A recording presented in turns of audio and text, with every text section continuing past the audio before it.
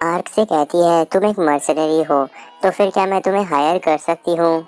Arc कहता है क्या तुम्हारे साथी मना नहीं करेंगे क्योंकि मैं इंसान हूँ। आर्या आर्क को बताती है कि तुम्हारे पास एक स्पिरिट क्रीचर है और साथ ही में तुमने हमारी मदद की थी बच्चों को बचाने में, तो कोई भी दिक्कत नहीं होगी। तो फिर आर्क हाँ कह देता है। फिर वो दोनों हाथ मिलाते हैं। तो फिर आर्या आर्क को थैंक यू कहती है उसकी मदद कराने के लिए।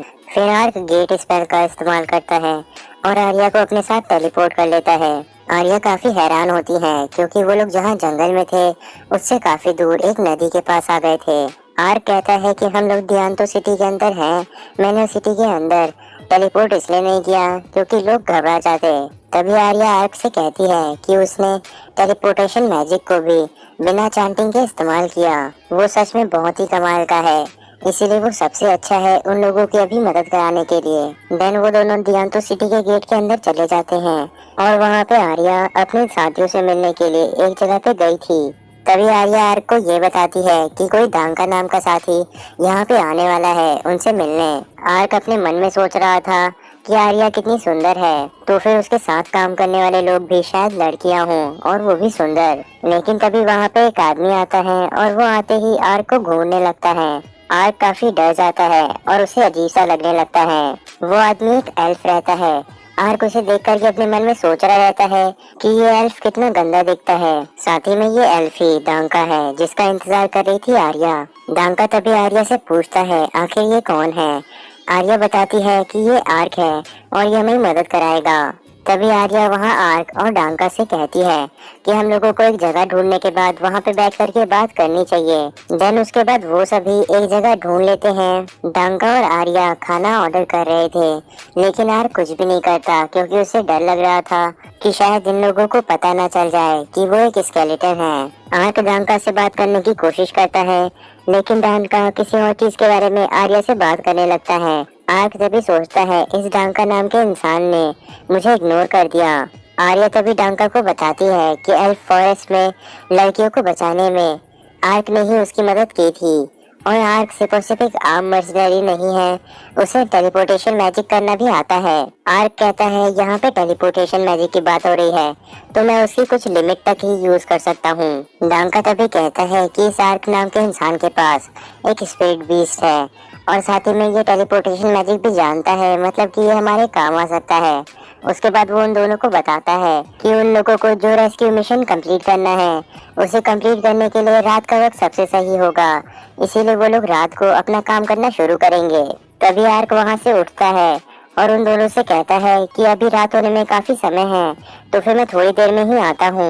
आर्या कहती है कि तुम शायद मर्सनरी गिल्ड जा रहे होगे क्योंकि तुमने अपनी क्वेस्ट कंप्लीट कर ली है और तुम्हें अब रिवॉर्ड चाहिए होगा, तो फिर हम लोग तुम्हारा यहाँ पे वेट करेंगे। जैसे ही तुम्हारा काम खत्म हो जाएगा तुम यहाँ पे आ जाना। आर्क कहता है कि मैं तुम्हारी बात याद रखूंगा।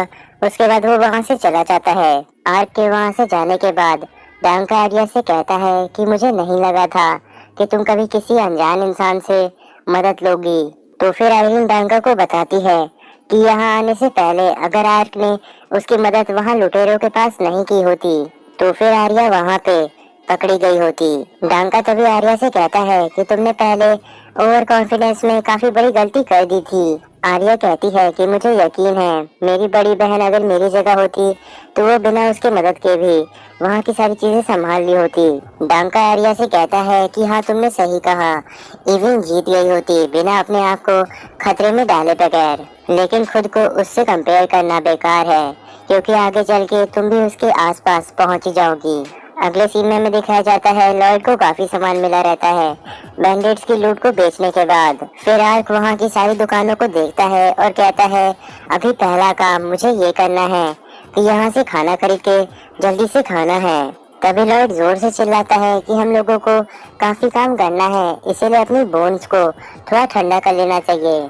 अगले सीन में हमें उन सभी लड़कियों को दिखाया जाता है जिन्हें कि पकड़ के रखा गया था। वहाँ पे कुछ लुटेरे आपस में बात कर रहे थे और कह रहे थे कि इन लड़कियों को हमें कल भेजना होगा। तभी उन सभी लड़कियों में से एक लड़की आगे आती है और उन लोगों से बोलने लगती है कि एल्फ वॉरियर्स यहाँ पे आएंगे और हम लोगों को बचा लेंगे तुम लोगों को मार करके। वो सभी लुटेरे वहाँ पे हंसने लगते हैं। तभी उनमें से एक लुटेरा आगे जा करके उस लड़की को पकड़ता है और उसे मारने लगता है। और कहता है कि तुम लोगों को यहाँ से कोई भी नहीं बचा सकता। अगले सीन में हमें दिखाया जाता है आर्या, डांका और आर्क तैयार थे उस जगह पे जाने के लिए जहाँ पे उन लड़कियों को बंदी बना के रखा गया है। साथ ही में उन सभी का पीछा एक निंजा कर रही थी। आर्क और बाकी सभी उस जगह पे जल्दी ही पहुंच जाते हैं।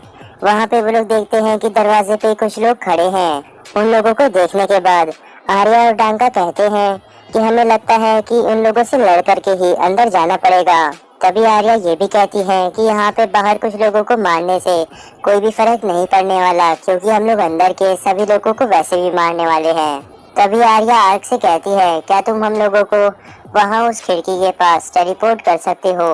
आर्क उन लोगों को पकड़ता है और अपने डायमेंशन मूव से थोड़ी ही दूरी में टेलीपोर्ट कर देता है उस खिड़की के पास। आर्या तभी आर्क से पूछती है, आखिर तुम सच में हो कौन? डांका भी कहता है, ये सच में कमाल का था। तो फिर आर्क कहता है, मैं सिर्फ और सिर्फ एक आम मर्सनरी हूँ। फिर उसके बाद आर्या उस खिड़की से अंदर जाने लगती है, लेकिन वो फंस जाती है और जब वो खिड़की से बाहर निकलती है तो फिर वो गिर भी जाती है। वहीं दूसरी तरफ आर्क अपनी डायमेंशन मूव का इस्तेमाल करके डांका को भी अपने साथ अंदर ले आया था आराम से। आर्या यही सोच रही थी कि आर्क अपने मैजिक से ऐसी चीजें भी कर सकता है। फिर वो सभी जब अंदर जाकर के चेक करते हैं तो उन्हें पता चलता है कि वहाँ के कुछ लुटेरों को सोते वक्त ही किसी ने मार दिया है गला काट के। डांका कहता है कि लगता है हमारे अलावा भी यहाँ पे कोई आया है। फिर वो तीनों फैसला करते हैं अलग अलग जा करके उन लड़कियों के बारे में इंफॉर्मेशन ढूंढने का। आर्क अपनी डायमेंशन मूव का इस्तेमाल करके हवा में उड़ते उड़ते ही जा